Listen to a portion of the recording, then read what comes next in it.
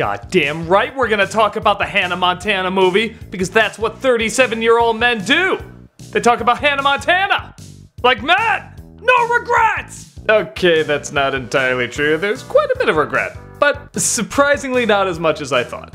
Hannah Montana, based on the mid-2000s show I've never seen, seems to follow the double life of a girl named Miley. She turned out to be a singing worldwide phenomenon, but her father, Robbie Ray, played by Miley Cyrus's dad, Billy Ray Cyrus, thinks it's unhealthy for someone so young to be in the spotlight all the time.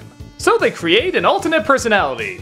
Because that's much more healthy, right? That won't mess up a kid at all. In this kind of scenario, it's kind of like Clark Kent's glasses. All you need is a wig for suddenly everyone not to recognize her at all. From that setup alone, I guess I shouldn't be surprised how this movie opens up. It's a Hannah Montana concert and Miley can't get into her own concert because no one believes it's her.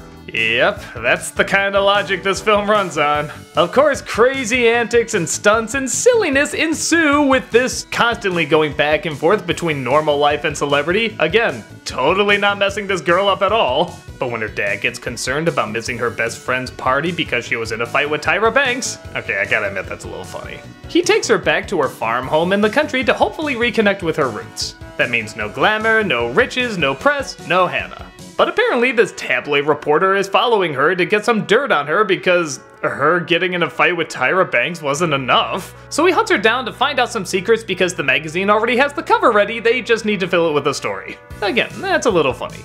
What isn't so funny is every stock cliche that usually goes along with this idea. She constantly has to go back and forth between being Hannah and being Miley, and what a coincidence, there's a big get-together where she has to either go on a date with this boy she likes or she has to stop this big bad mall from being set up that's gonna destroy her hometown, and well, she can't go to both, and can't call the boyfriend to push the time back for some reason, so she has to run back and forth changing outfits and wigs, and oh god, this is dumb. So yeah, this film's written bad, like really, really bad. But surprisingly, it's not as horrible as you would think. Maybe because this was a theatrical release, there's a little bit more time to work things out. Because of that, the performances seem rather genuine, the pacing is pretty good, the slapstick isn't too over the top, there's not a ton of stupid sound effects, it's, how do I put it, not like a run-of-the-mill Disney Channel movie.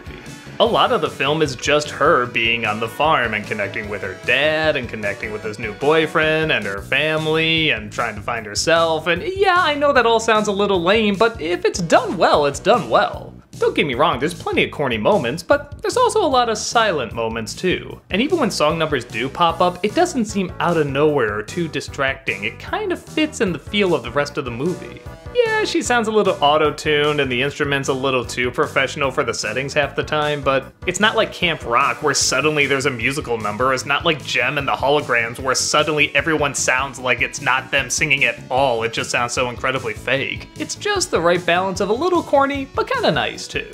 Which is kind of a good way to sum up this movie, despite it being written terribly. For example, during the scene where she has to go back and forth between restaurants during the date and her big get-together with the mayor, the script calls for her to be changing in a revolving door and then she runs into the boyfriend. Well, that's just run-of-the-mill stupid, but here there's kind of nice music and it's in slow-mo and she sees this little kid who recognizes her first and she doesn't know how to react, and then suddenly she comes across the boyfriend who sees her and all of a sudden everything is hitting her at the same time it's hitting him, and you see both their reactions, and it's actually a very interesting scene.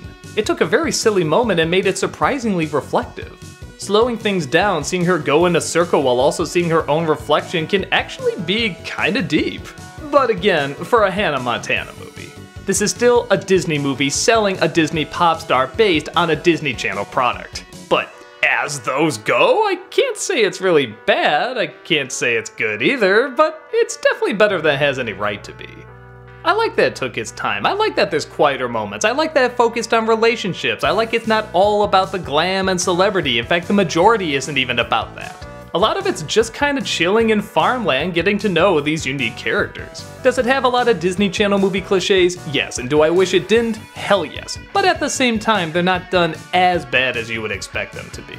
I feel like the age group this was made for could watch it okay, and even get a self-reflecting, it'll be a corny journey out of it. And people that grew up with it can kind of look back and laugh at, oh yeah, the wig is supposed to fool everybody. Oh yeah, everyone at this concert at the end is supposed to just be quiet and not reveal her secret. I guess after seeing so many horrible movies about bands based around kids like Cheetah Girls and the Camp Rock movies, I don't really see this as that offensive. If you don't like Hannah Montana and you're looking for things wrong with it, you'll get a buttload. But if you're a kid and like the show, or even nostalgic and want to take a happy look back, this is a fond enough memory.